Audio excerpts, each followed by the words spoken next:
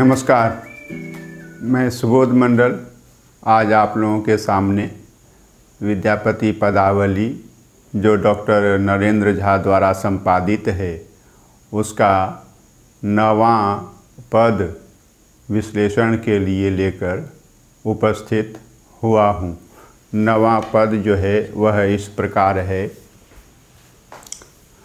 नव यौवन अभिरामा जत देखल तत कही न पारिया छौ अनुपम एक वामा हरिन इंदु अरविंद करिनी हिम पिक बूझल अनुमानी नयन वरन परिमल छवि तनु रुचि औ अति सुललित वाणी कुचयुग ऊपर चिकुर फुजी पसरल ता अरुझाएल हारा जनी सुमेर ऊपर मिली उगल चांद विहुनी सब तारा लोल कपोल ललित वर सुंदर अधर बिंब अघ जाई भाँह भमर नासापुट सुंदर से लखी कीर लजाई भनई विद्यापति सुन बर यौवती आन न पावै कोई कंस दलन नारायण सुंदर तासु रमणी पय होई। यह पद है और इस पद में नायिका की जो सुंदरी है, जो वामा है, उसके रूप सौंदर्य का वर्णन कविवर विद्यापति ने अत्यंत ही मनोवैज्ञानिक रूप से किया है।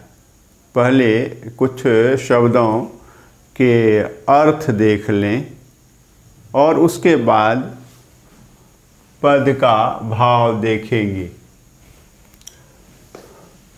अभिरामा सुंदरी,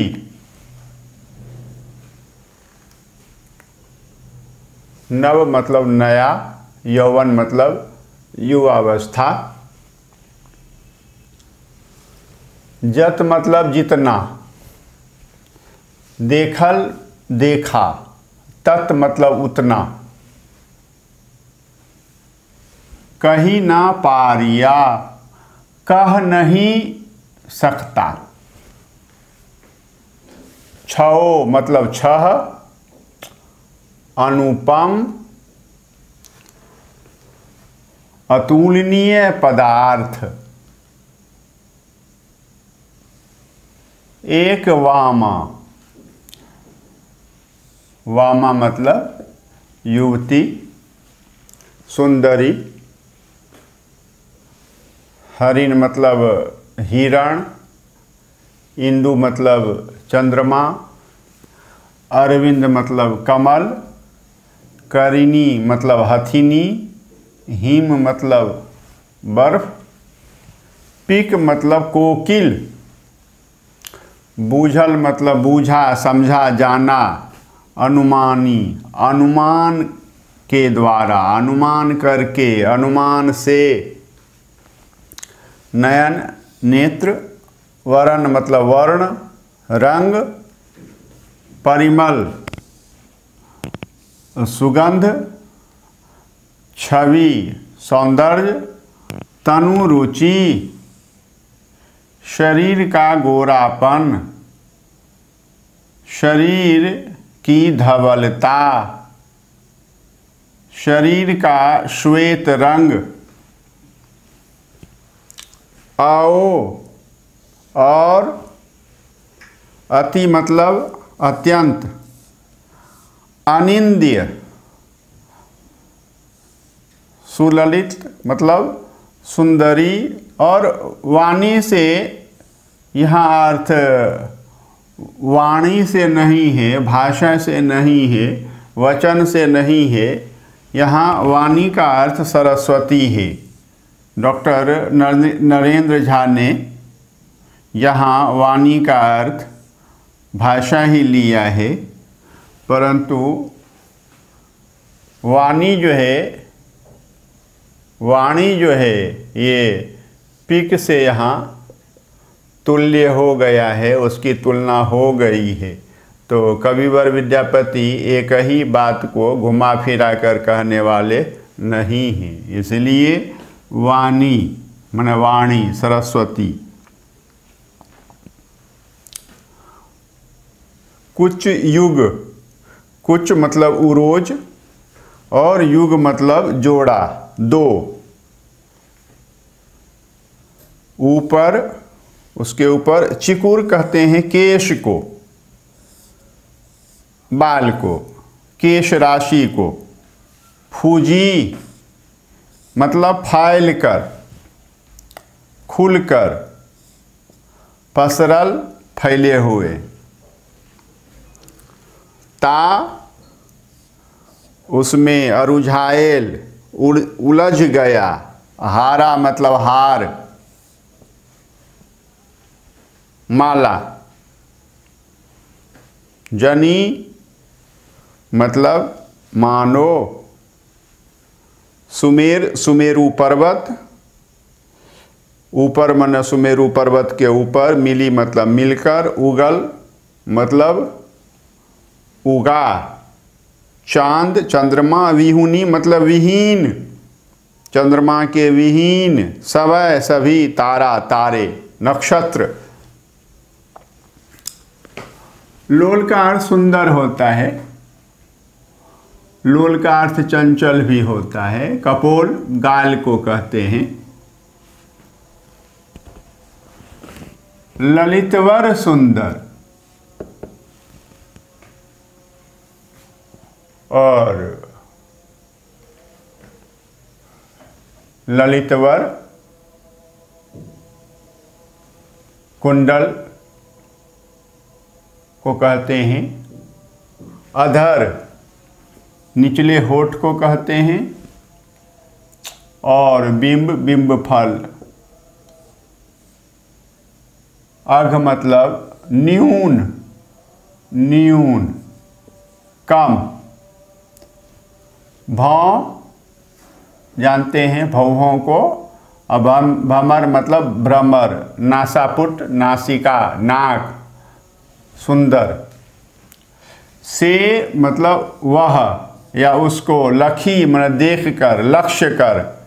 कीर मतलब तोता, सुग्गा, लजाई, लजाता है। भनई भणिता है कहते हैं विद्यापति कवि। सुन सुनो, वर मतलब वर, श्रेष्ठ। यौवती युवती। आन मतलब अन्य, दूसरा, कोई। ना पावे कोई, अन्य कोई नहीं पाएगा, प्राप्त कर सकता।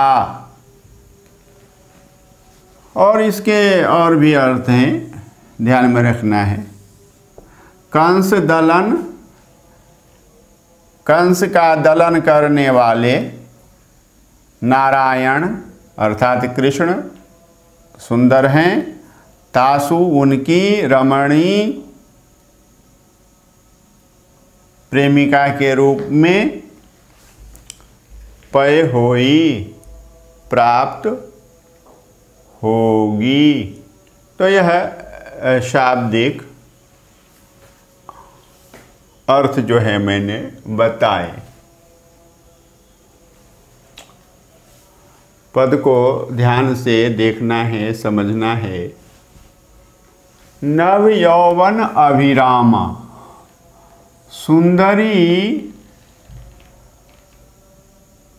नवीन यौवन को प्राप्त हो गई है। सुंदरी ने नव यौवन को प्राप्त कर लिया है। सुंदरी सद्यः युवती है। अभी उसकी बाल्यावस्था को गए बहुत दिन नहीं बीते। जत देखल और जितना देखा तत् कही न पारिया। जितना देखा या जैसा देखा तत् कही न पारिया, उतना या वैसा कह नहीं सकता, कह नहीं पाता।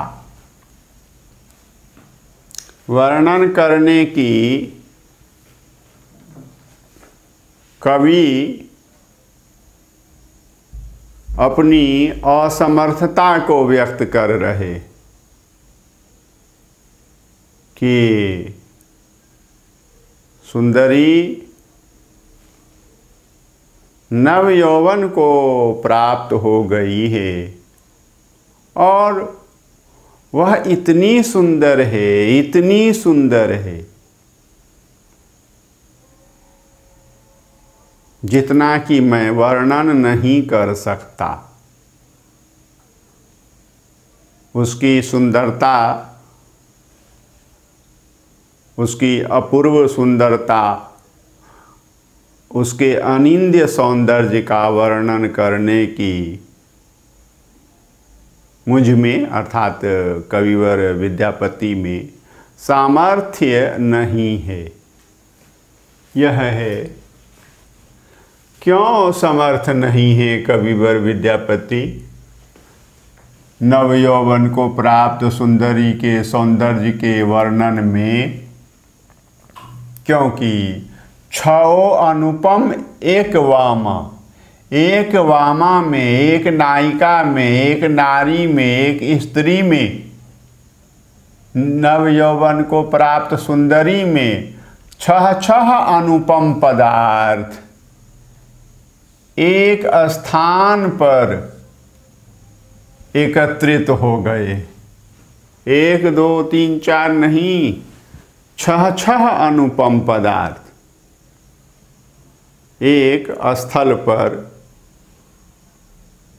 इस वामा के शरीर में एकत्रित हो गए। और वे 6 पदार्थ, अनुपम पदार्थ क्या क्या हैं?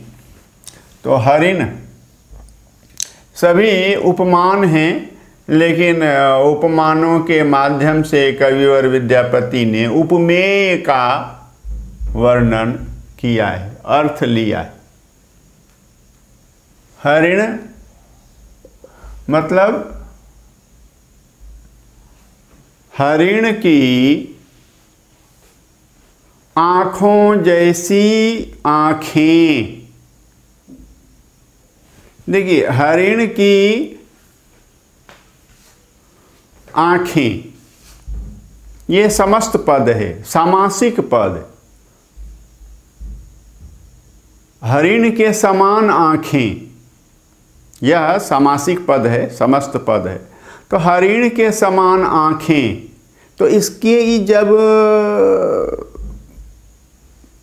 व्याख्या करेंगे या विग्रह करेंगे तो हरिण के समान आँखें, इसका विग्रह होगा हरिण की आँखों के समान आँखें। यह नहीं कि हरिणी के समान आँखें। आप हरिण को देखिए और नायिका की आँखों को देखिए, कैसा लगेगा? यह तुलना नहीं। भाषा विज्ञान में है प्रयत्न लाघव मुख सुख, थोड़े में आदमी ज़्यादा कहना चाहता है, इसलिए हरिण के समान आँखें। तो हरिण के समान आँखें, हरिण की आँखों के समान आँखें, ये हुआ विग्रह करने पर। तो हरिण की आँखें बड़ी बड़ी होती हैं, चमकदार होती हैं, चंचल होती हैं। तो नायिका की आँखें वैसी ही बड़ी बड़ी हैं, कांति युक्त आँखें हैं, चंचल आँखें हैं। कविवर विद्यापति यह कहना चाह रहे हैं। इसलिए यह नहीं कि हरिण के समान आँखें, नहीं, हरिण की आँखों के समान नायिका की आँखें हैं, सुंदरी की आँखें हैं, वामा की आँखें हैं। इंदु और चंद्रमा के समान चंद्रमा के मुख के समान नायिका का मुख है सुंदर। चंद्रमा के मुख के समान सुंदर जो है नायिका का मुख है। चंद्रमा के मुख के समान नायिका का मुख सुंदर है, आभायुक्त है। और अरविंद कमल, कमल से नायिका के शरीर की तुलना की गई, उपमा दी गई। कमल जिस तरह से सुंदर होता है, कोमल होता है, सुवर्ण होता है, अच्छे रंग का होता है, तो उसी तरह से, और ध्यान में रखना है आगे अर्थ स्पष्ट होगा। यह कमल जो है श्वेत कमल है।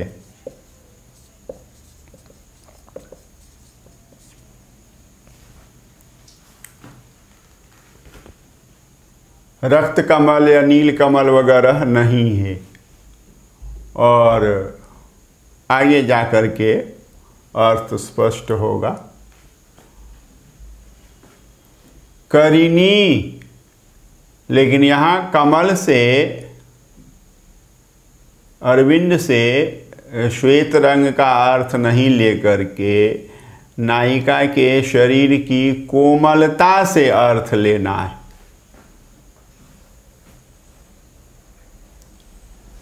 कमल के समान, यानी फिर बता रहा हूं, कमल की कोमलता के समान, कमल की कोमलता के समान नायिका का शरीर जो है वह कोमल है। करिनी, हथिनी, हथनी के समान नायिका की चाल है। तो समस्त पद है, यह समासिक पद है, और पूरे विग्रह के साथ कहेंगे तो इस प्रकार कहना होगा, इस प्रकार कह सकते हैं, इस प्रकार कहना चाहिए कि हथिनी की चाल के समान नायिका की चाल है। ये नहीं कि हथनी के समान नायिका की चाल,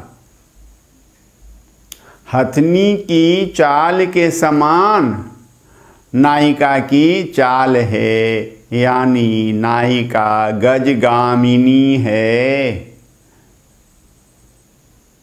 गजा की तरह, गज पुंगलिंग, गजा स्त्रीलिंग, नायिका गजा की तरह गमन करती है, चलती है।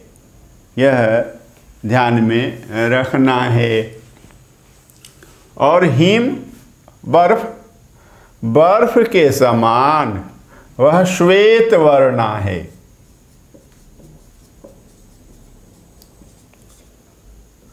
धवल वर्ण वाली है, उजले रंग वाली। पिक, कोकिल, तो कोकिल के समान उसकी वाणी है, बोली है। तो कोकिल के समान कोकिल को देख ही रहे हैं, तो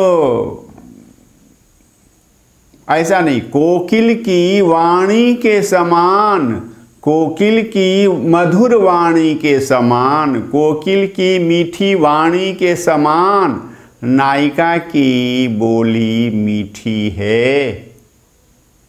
यह और बूझल अनुमानी, यह सब मैंने, यानी विद्यापति ने कैसे बूझा, कैसे जाना कि हरिण की आँखों के समान उसकी अभिरामा की, सुंदरी की, वामा की आँखें हैं। चंद्रमा के मुख के समान नायिका का मुख अत्यंत सुंदर है। कमल की कोमलता के समान नायिका का शरीर कोमल है। हथिनी की चाल के समान नायिका की चाल है। और हिम के श्वेत वर्ण की तरह नायिका के शरीर का वर्ण है। और कोयल की वाणी के समान नायिका की वाणी है, मीठी है।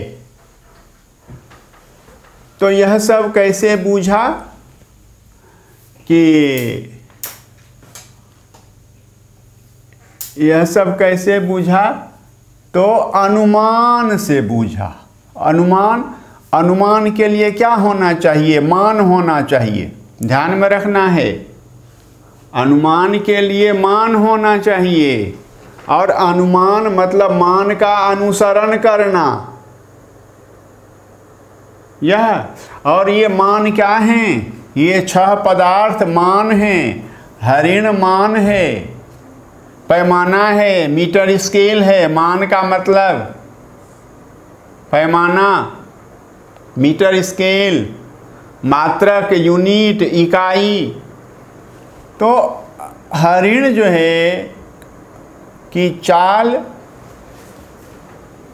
मान है। चंद्रमा का मुख मान है। कमल की कोमलता मान है। हथनी की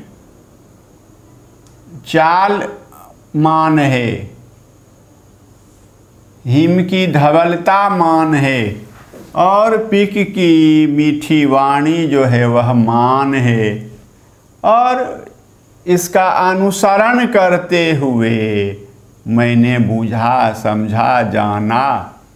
और अनुमान भी है। तो अनुमान 2 प्रकार के होते हैं, एक प्रत्यक्ष और दूसरा परोक्ष या अप्रत्यक्ष। तो अनुमान में क्या होता है कि सत्य अवधारणा का पुट रहता है, असत्य अवधारणा का उसमें लेश मात्र भी अंश नहीं रहता है। यह ध्यान में रखना है। तो ठोक बजाकर कविवर विद्यापति ने देखा, जाना, समझा यह सब। और नयन वरण, तो नयन वरण आँखों का रंग। अब देखिए, नयन वरण में 2 अर्थ हैं। सामान्य अर्थ है, अभिधात्मक अर्थ है आँखों का रंग। लेकिन आँखों का रंग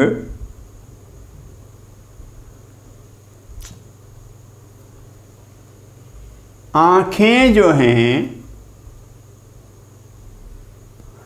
काजल से रंगी हुई हैं। नयन वर्ण, नयन वर्ण नेत्र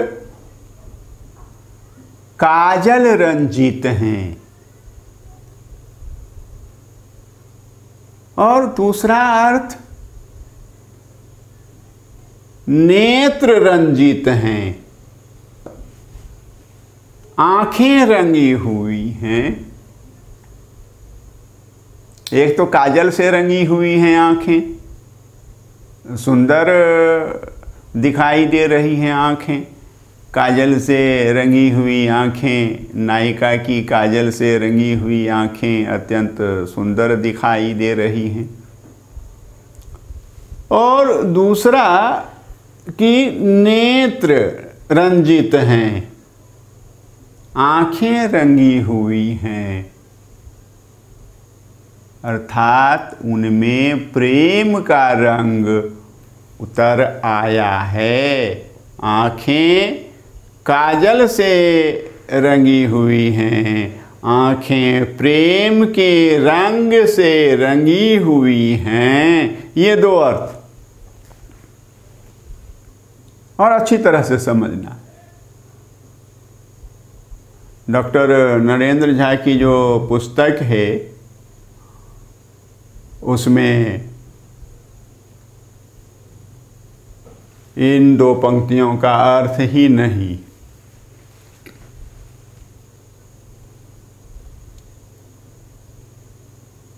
और परिमल छवि तनु रुचि,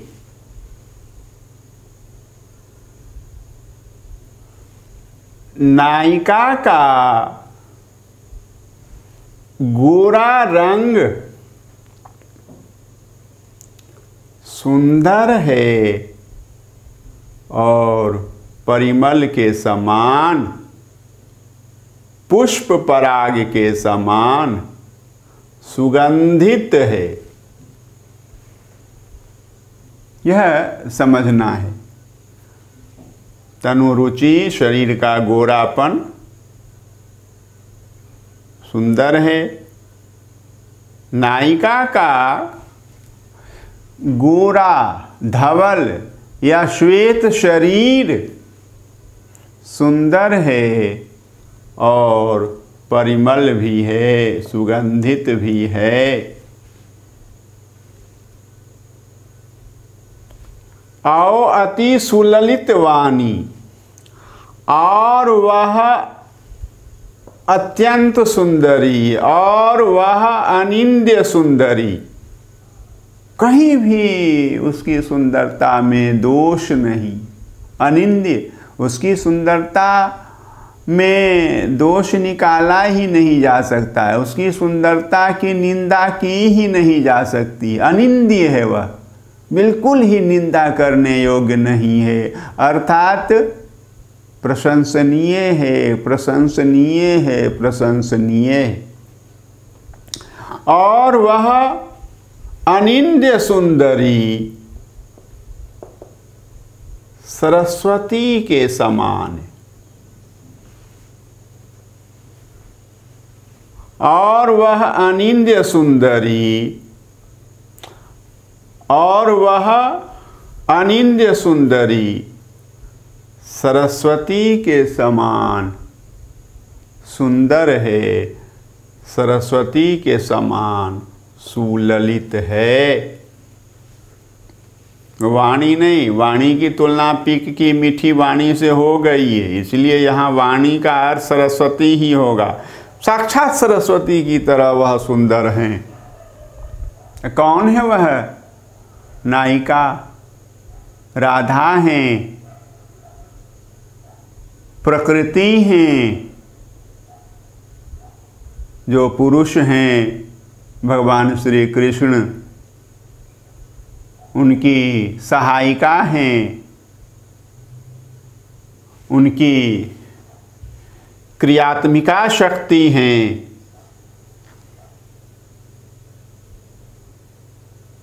उनकी सहचरी हैं, उनकी प्रेयसी हैं। इसीलिए वह बिल्कुल सरस्वती के समान, बिल्कुल विमल हैं, पवित्र हैं।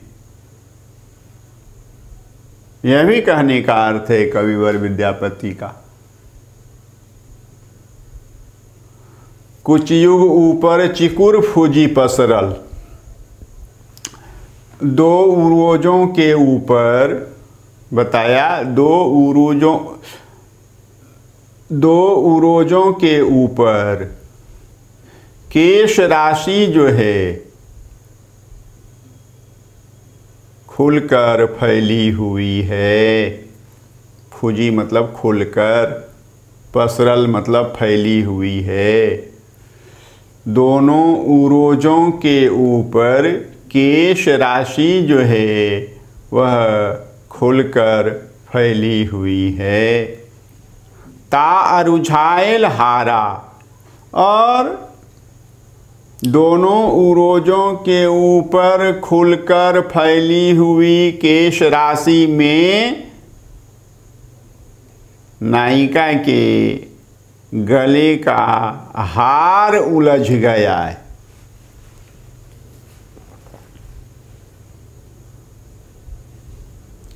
मणिमाला उलझ गई है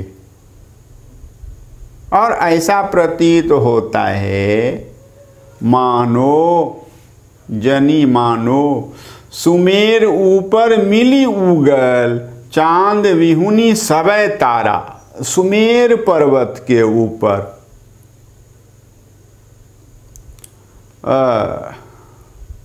कुछ को उरोज को पर्वत भी कहा जाता है, ये बताया है, पहले भी बताया। और सुमेर से इसी कुछ युग की तुलना की गई।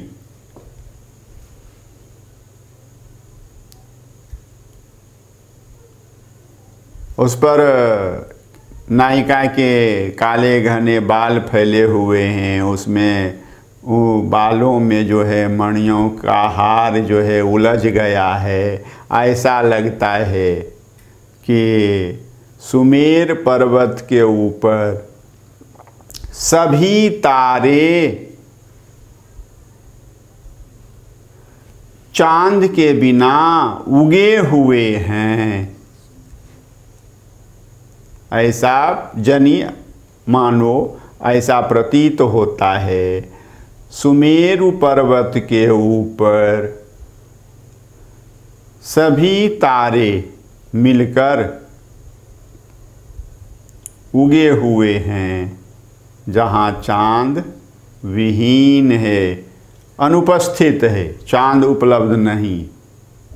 मानो सुमेरु पर्वत के ऊपर चांद विहीन सभी तारे मिलकर उगे हुए हैं।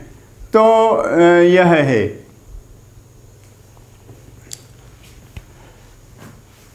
लोल कपोल ललितवर सुंदर सुंदर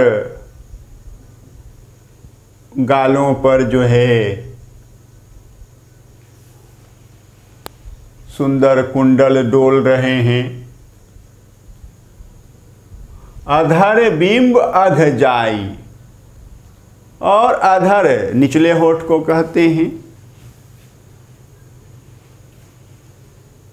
अधर बिंब अघ जाई, ओष्ठ से बिंब फल नीचे आ रहा है।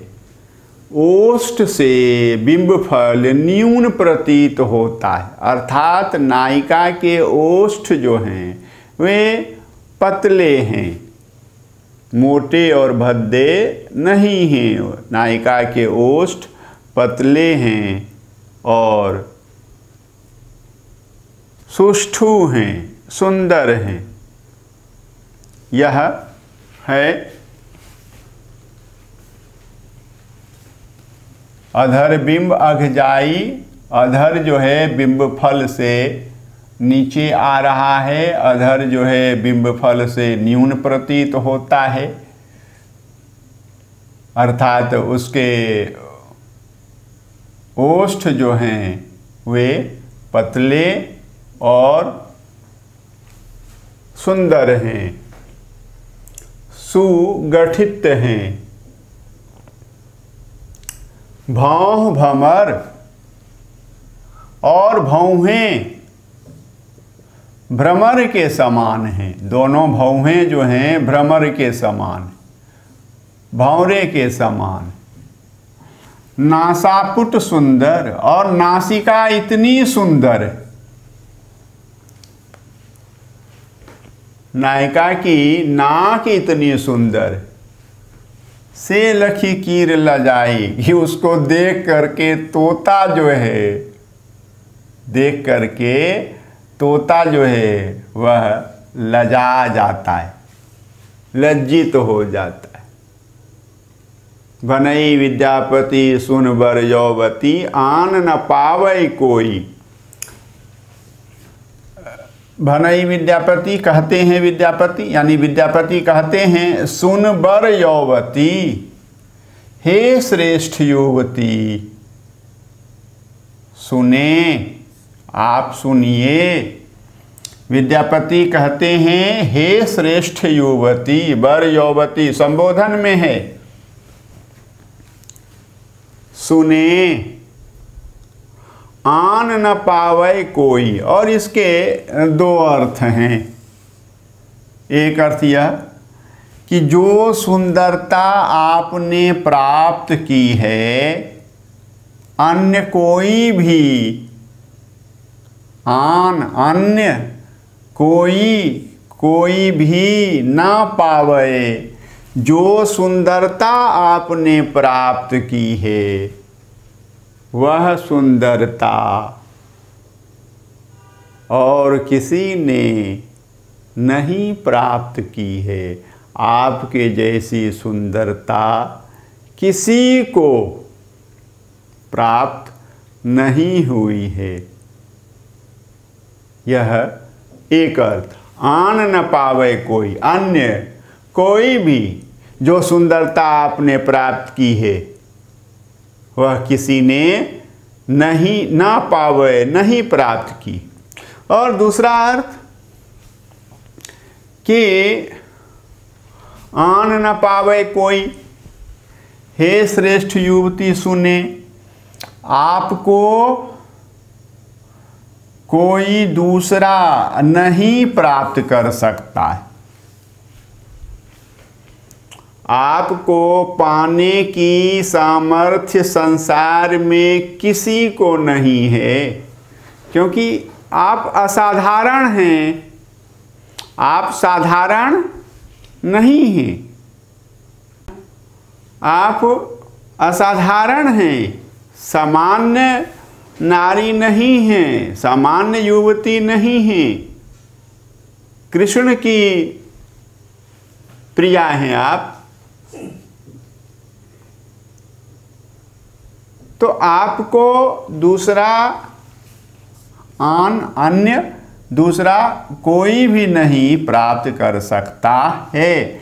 और तब कहते हैं, कंस दलन, कंस का दलन करने वाले जो नारायण हैं, कृष्ण हैं, वे ही आपके समान सुंदर हैं, आपके योग्य हैं। आपके योग्य सुंदरता श्री कृष्ण में ही है। तासु रमणी पय होई, और आप उन्हीं को रमणी के रूप में प्राप्त होएंगी, या आप उन्हीं को रमणी के रूप में प्राप्त होंगी। यह अर्थ है। और बताया बहुत ही महत्वपूर्ण और कविवर विद्यापति के काव्य कौशल का प्रमाण देता हुआ यह पद है। यह ध्यान में रखना है। पद को कई दृष्टियों से पढ़ना चाहिए।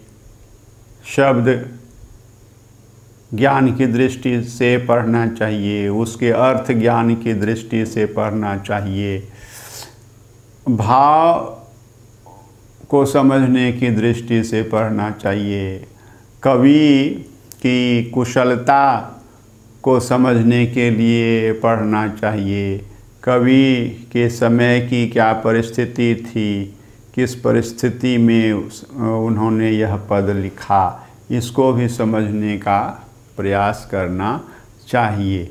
अध्ययन जो है हर हमेशा लाभकारी होता है, लाभकारी होता है और लाभकारी होता है। अध्ययन कभी भी अलाभकारी नहीं होता है। बहुत बहुत धन्यवाद।